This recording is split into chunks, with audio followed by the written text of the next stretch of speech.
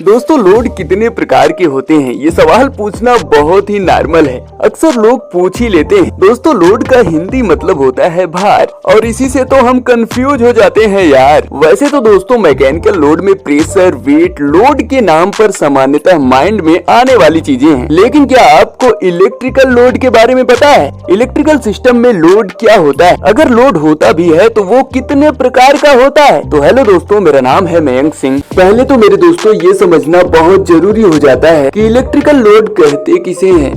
तो दोस्तों अगर आपको बताएं तो इलेक्ट्रिकल लोड एक ऐसा इलेक्ट्रिकल कंपोनेंट होता है जो इलेक्ट्रिकल एनर्जी को कंज्यूम करता है तथा उसे दूसरे फॉर्म ऑफ एनर्जी में कन्वर्ट करता है, और इसे ही सिंपली इलेक्ट्रिकल लोड कहते हैं। दोस्तों इलेक्ट्रिकल लोड एक ऐसा डिवाइस होता है जो इलेक्ट्रिसिटी को दूसरे फॉर्म में बदल देता है, जैसे light, heat and mechanical motion, इन सब चीजों में। तो दोस्तों अब इलेक्ट्रिकल लोड के ऊपर थोड़ा और आगे बात करते हैं। दोस्तों अगर आपसे ये पूछा जाता है कि इलेक्ट्रिकल लोड कितने प्रकार के होते हैं, तो कहीं आप ये ना बताने लगे bulb, electric motor, fan, cooler fan, fridge, AC, heater, electric oven, ये सारी चीजें इलेक्ट्रिक लोड के प्रकार हैं। दोस्तों अगर आप इन सारी चीजों को इलेक्ट्रिक लोड का टाइप समझते हैं तो ये बिल्कुल गलत होगा। दोस्तों ये लोड के प्रकार नहीं है, बल्कि ये इलेक्ट्रिकल लोड के रूप में यूज किए जाने वाली डिवाइसेस हैं। दोस्तों इस पूरी दुनिया में इलेक्ट्रिकल लोड के बस 3 ही प्रकार होते हैं। मतलब मुख्यतः इलेक्ट्रिकल लोड सिर्फ 3 प्रकार का होता है, जिन्हें हम रेजिस्टिव लोड, इंडक्टिव लोड और कैपेसिटिव लोड कहते हैं।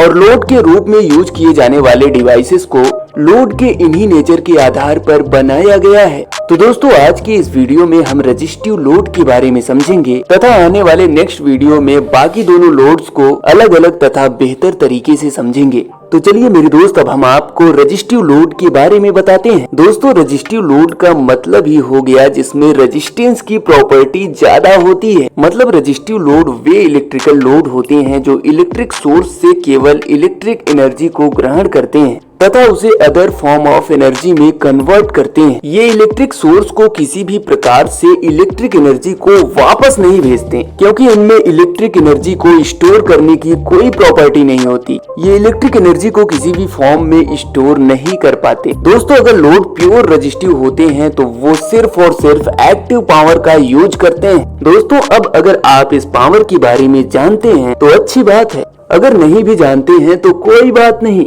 हम पावर क्या होते हैं, कितने प्रकार के होते हैं, इसके ऊपर भी वीडियो लेकर आएंगे आने वाले समय में। तब तक के लिए आप ये जान लीजिए इलेक्ट्रिकल सिस्टम में पावर 3 प्रकार के होते हैं। पहला होता है एक्टिव पावर, और दूसरा होता है रिएक्टिव पावर, तथा तीसरा होता है अपरेंट पावर, जिसे हम टोटल पावर भी कहते हैं, जिसमें से रेजिस्टिव लोड सिर्फ और सिर्फ एक्टिव पावर को कंज्यूम करते हैं। रेजिस्टिव लोड इलेक्ट्रिकल एनर्जी को कंज्यूम कर उस एनर्जी को हीट एनर्जी में कन्वर्ट करते हैं, जो प्रकाश और उष्मा दोनों के रूप में हो सकता है। क्योंकि दोस्तों ये हम जानते हैं मटेरियल में रेजिस्टेंस की प्रॉपर्टी होती है जो उस मटेरियल से इलेक्ट्रिक करंट फ्लो होने का अपोज करता है। दोस्तों ये हम सब जानते हैं करंट का मतलब फ्लो ऑफ इलेक्ट्रॉन से होता है, और जब रेजिस्टेंस के कारण इलेक्ट्रॉन्स के फ्लो होने में बाधा उत्पन्न होता है तो उनके आपसी फ्रिक्शन के कारण हीट उत्पन्न होता है। इसलिए सारे हीटिंग डिवाइसेस रेजिस्टिव लोड होते हैं, जैसे heater, electric iron, electric soldering iron, electric incandescent lamp, ऐसे बहुत सारे रेजिस्टिव लोड।